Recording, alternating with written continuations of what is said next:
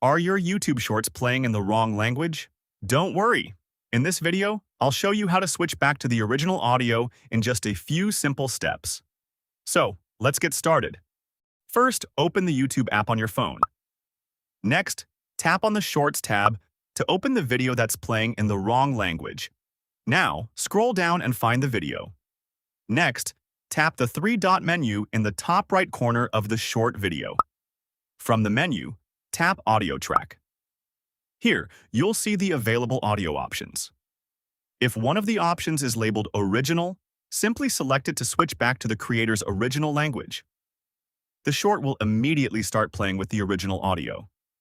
If you don't see the audio track option, it means that YouTube hasn't enabled auto-dubbing for that particular short, so it will only play in its original language. And that's it.